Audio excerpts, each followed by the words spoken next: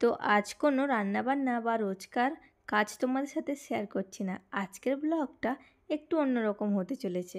দেখতেই পাচ্ছ বেরিয়ে পড়েছি, তো তার জন্য আমার পুরো ব্লগটা দেখতে থাকো, আশা করছি ভালো লাগবে।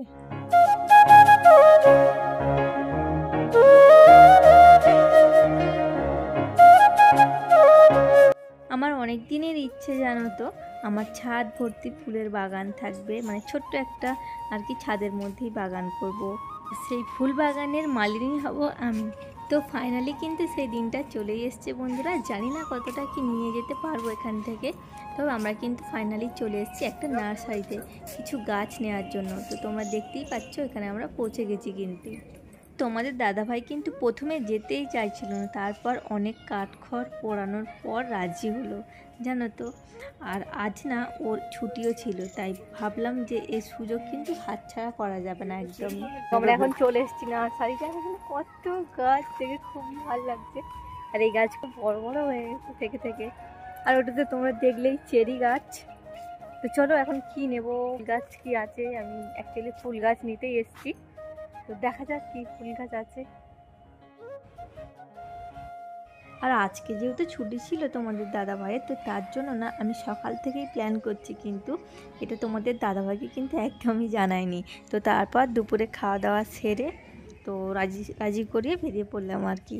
ওর বাবুকে আর কি যেতে বললাম, কিন্তু বাবু বললো যে আমি যাব না, ও দাদু ঠাম্মির কাছেই আছে আর কি। তো আমরা যখন বেরোলাম ও তখন হচ্ছে একটা মানে কার্টুন চালিয়ে টিভি দেখছে। তো ওকে যেতে বললাম, তো ও বলছে কি আমি যাব না, তোমরা যাও। তো আমরা চলে এসেছি।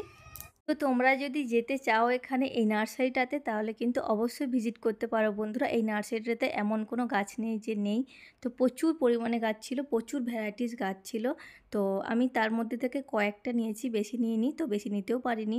তো তোমরা যদি চাও একটু ভিজিট করতেই পারো। তো এখানে দামটা একটু বেশি আমার মনে হচ্ছিল। তো দাম বেশি হলেও কিন্তু এখানের গাছ ভীষণ ভালো। এখানে এদের 50 বছরেরও বেশি মানে এই নার্সারিটা।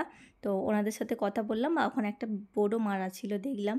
তো তোমরা কিন্তু অবশ্যই ভিজিট করতে পারো। আর এখানে হচ্ছে তোমার এটা হচ্ছে আন্দুলে পড়ছে এটা ওই নার্সারিটা। তো তোমাদের যাদের কাছাকাছি বাড়ি, তো তোমরা অবশ্যই ভিজিট করতে পারো এই নার্সারিতে। তেজপাতা গাছ, হ্যাঁ হ্যাঁ, এগুলো 30 টাকা করে দাম। 30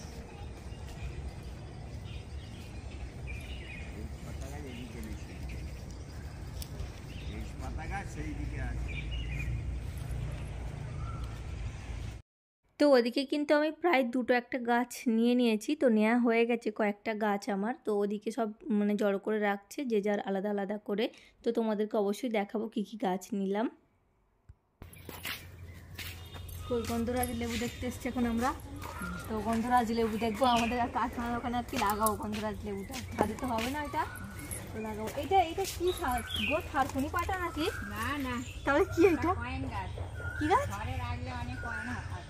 কয়েন গাছ। এটা হচ্ছে যে কয়েন গাছ। দেখো বন্ধুরা কত বড় বড় পাতা, যেন পুরো থারকুনি পাতার মতো। ওই তো ওখানে গন্ধরাজ দেখাচ্ছি, এদিক দিয়ে আসো। তা সেন্টটা শুনছি আগে। ভালো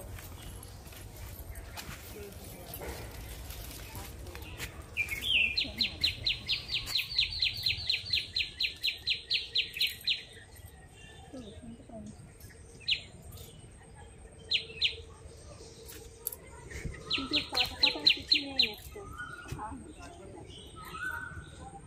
কত দাম, কত এগুলো? দাম এই লেবু গাছটা 200 টাকা দাম।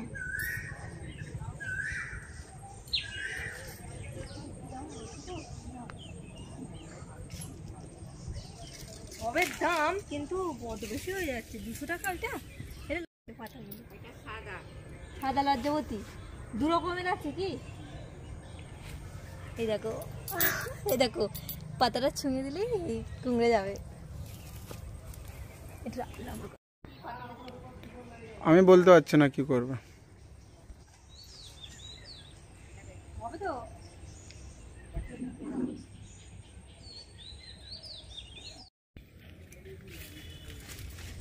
কি কাঁটার এই গাছগুলো দেখো, এইটা দেখো, এর মাঝখানে এরকম এরকম ফুলের মতো হয়েছে, বলছে দানা হবে এখানে।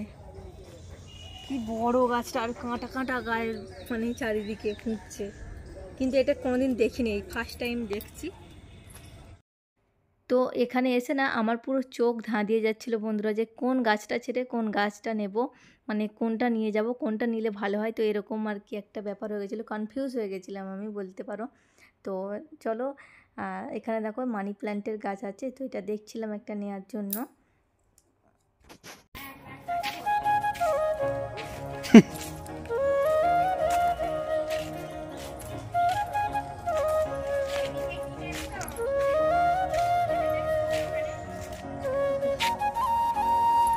এইটা কত দাম গো? এই কোন এইটা এখানে এইগুলো, ওই ওই গোলাপি গোলাপি পাতা।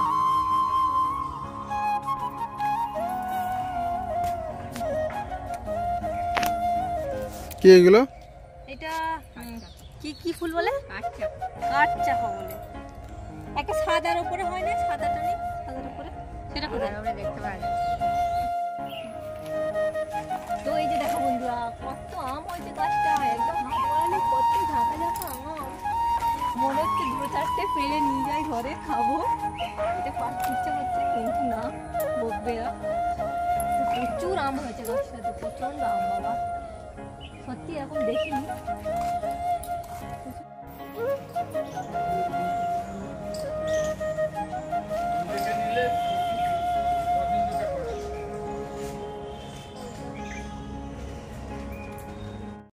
তো এখানে মোটামুটি আমরা গাছ নিয়ে নিয়েছি বেশ কয়েকটা, আর এখানে বিলিং চলছিল সবাইয়ের। তো তারপর হচ্ছে আমাদেরটা করে দেবে। তো চলো, এখন আমরা গাছ নিয়ে কিন্তু বেরিয়ে গেছি রাস্তায়। তো